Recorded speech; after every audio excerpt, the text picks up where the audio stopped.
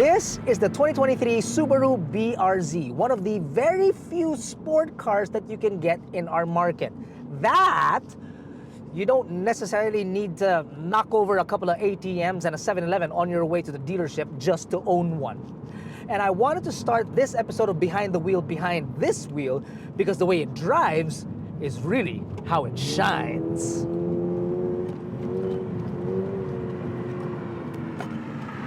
The way it handles is just sublime. The steering has good weight and it's very direct. The connection that you have with the road is also very, very good.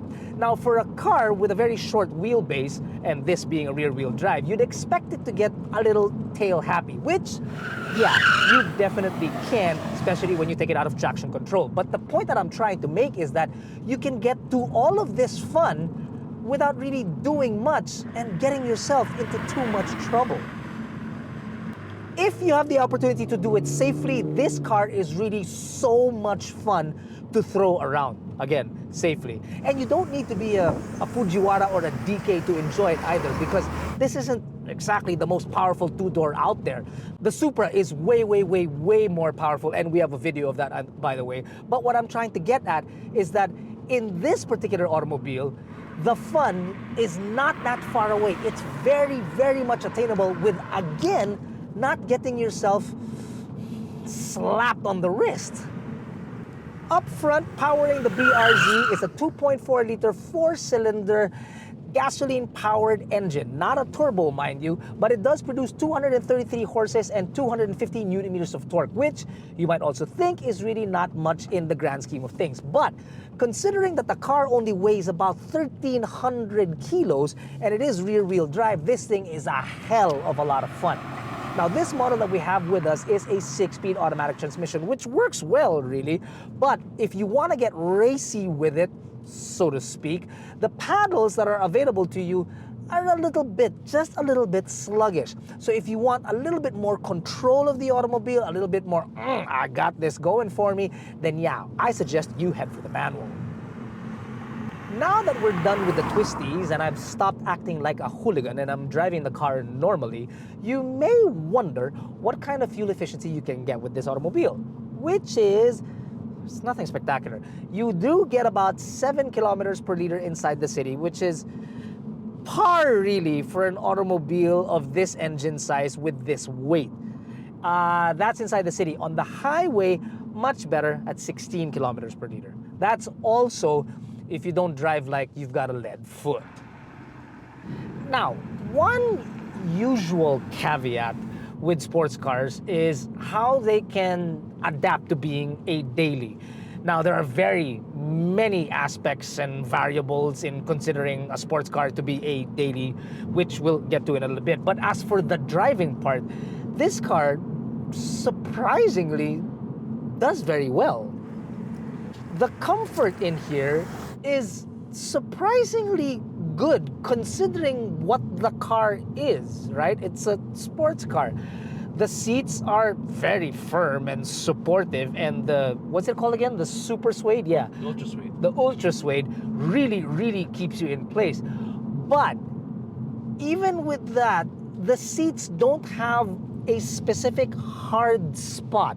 Now, if you've ever been inside a sports car before, driving it or just simply sitting in it, you'll understand what I mean, where sometimes it feels like there's plastic protruding from the seat just trying to keep you in play and in form. Here, it does so without any of those harshnesses on your body. Harshnesses. Yeah, that's a term, harshness. Also, I will say that although limited my time inside the car in traffic, I did come to the conclusion that it was more than just bearable. It wasn't comfortable like a couch, but yeah, more than just bearable. Jack's been inside this car for hours and hours and on end, and he's much wider than I am, and he says that he's super comfortable. NVH inside the automobile is, well, it's somewhat of an acquired taste. Good for the most part, but it's the wind noise that kind of comes in at 60 kilometers per hour that will bother you, but not as much as the road noise that will come in. And it's to no fault of its own, because to put as much grip on this car as possible, they did fit it with Michelin Pilot Sports. Unfortunately, that sound does come in a lot. The BRZ Automatic, which is what we have right now, has an ace up its sleeve to help it become a better daily, in the sense that it's got Subaru EyeSight, which is, to me, one of the best things out there when it comes to the adaptive cruise. It really is very intuitive, and it feels like a person is actually controlling it rather than a computer itself. But it doesn't have all the features of EyeSight. So it's got adaptive cruise, but it doesn't do well in bumper-to-bumper traffic because it doesn't have low-speed follow. It has, it doesn't have lane keep assist, but it does have lane departure warning. Even though it doesn't have these other features, the fact that it has some of it does truly help it become your daily. And it's not just the way it calmly ferries you from point A to point B if you don't act like a hooligan. It also has a bit of understated charm on its exterior, that it's not all that flashy or loud when you're driving it around the city. Let me show you. The BRZ's exterior isn't too shouty. It's actually quite clean, and I think that it will really speak to a pretty large audience. The front clip is actually quite friendly, almost as if like there's a smile going on to it. Now, when you compare to the GR86, and I'll be completely honest with you, I prefer the exterior of the GR86 because it looks a little bit more sporty. Here, however, it's more, well, unassuming. However, as we've just recently shown, you should never take this car for granted. No, sir. Down the side, you've got 18-inch wheels that are gray in color, which look darn good, by the way, wrapped in Michelin Pilot Sport tires. Very, very good. 130 millimeters of ground clearance only, which is great because it's essentially a sports car and you want to hug the road as best as possible, but not enough that you will look at a hump and think it's the bane of your existence. Oh, kaya. Now, on the front clip, it was as if Toyota had their way. In the back, it was like Subaru said, now this is ours. You got the rear lights that kind of mimic what the Crosstrek have, which is in the sense that it's a lobster claw, and it looks damn good because the only thing that I'm thinking of is lemon butter sauce, and I want to eat it all up. It's damn good. You got a ducktail going on here and two large exhausts at the back. Good. The bad part is the car doesn't actually make a lot of sound. Every once in a while, when I step on the accelerator, I'd like it to sing. But unfortunately, it doesn't. When you open her up, you are only looking at 201 liters of space because there is a full-size spare at the rear. Now, I will say that I most definitely appreciate the fact that there is a full-size spare in there, and I would most likely use that more often than not if I were to own this vehicle, rather than load it with groceries and whatnot, as most buyers of this automobile would. It's not a lot of space, but it does increase if you put the rear seat down. Not by much, but then there's a little bit more space there. There's still a lot more space in this car than you would find in, let's say, for example, an MX-5, which, by the way, we have a review of, and if you'd like to see, we actually put it up against, or not against, but beside a 370Z. Rest in peace, by the way, 370Z. But it's been replaced by a really kick-ass Z, which we also have a video of, and if you look down below, the links are right there. The rear seats? Forget about it. This car is supposed to be a 2+2. It's more of a 2+, yeah, somewhat of a seat back there. I could sit behind my driving position. That would be possible. But if Jack were driving, yeah, my knees would be up to my ears. It is very low. You really feel like you're strapped in. So if somebody were gunning it like a bat out of hell, yeah, you'd feel kind of safe, but you really don't have any room to maneuver whatsoever. You've got speakers back here, no bottle holders, no charging points. And these seats, when I say better for kids, I mean like my daughter, who is all of 3'3" and weighs like 20 kilos. That's about it. But safety first. There are ISOFIX tethers back here. So you could technically put a car seat back here. Why would you? I have no idea, but I'm saying you can. Get me out of here. My God, it's claustrophobic. Look at, oh my gosh, my head is that far from the glass. Get me out. I want out. I want out. I can't. Again, even a clean look, much like an exterior, the doors, because it's frameless. Close it up. and then the window goes up. I love it. Okay, inside the automobile, you've got a digital instrument cluster directly in front of you with your steering wheel, with paddles, buttons on the right to adjust certain things on your instrument cluster. Your left is for your digital infotainment system, which is, by the way, an 8-inch touchscreen infotainment system with Apple CarPlay and Android Auto. Now, the system is similar to that, what you will find in the Forester. It's nothing to rave about, but it's also nothing to rant about. It just works fairly well. Sorry, I didn't mean to open that just yet. That'll come a little bit later.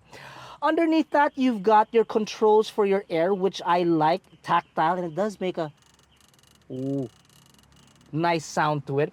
The buttons underneath are brushed aluminum with nice finish. I love that. There are piano blacks inside the automobile, but it's kept to a minimum in the sense that it's not a high touch area, right?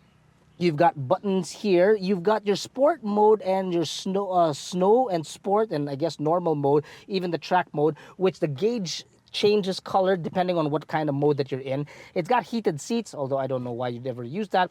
A cup holder, and then a cubby hole here in the back with 2 more cup holders, a charging point, and of course the port for your Apple CarPlay and Android Auto. The dash itself, there is somewhat Alcantara-ish material here up front, but it's actually called super suede is what they call it. I'm sorry? Ultra suede. Ultra suede is what they call it. Ultra suede, which is the same as the seats. I'll get to in just a bit.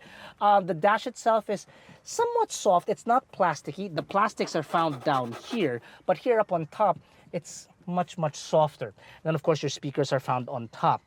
The seats. These seats are very, very bolstered as you'd expect from the BRZ. So much so that there's leather on the outside, and then the not the super suede, what's it called again? Suede. Ultra suede, not more than super. The ultra suede in the center is really, it's like Velcro, man. You really don't move. Jack fell asleep inside this car. Imagine how difficult it was for me to take him out. It's like a sleeping cat. Impossible. If the car isn't cool already on its own, I found additional cool things with the car. Number one is that the handbrake is actually closer to the driver. We're a left-hand drive country. The handbrake is here, which means you could drift the car a little bit easier. I'm not going to, but I'm saying that if you wanted to, you can.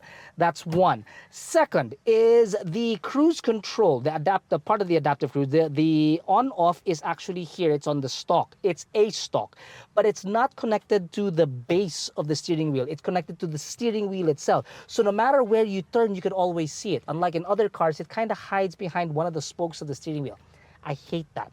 Another thing I love inside this car is the fact that every button hole actually has a button that works.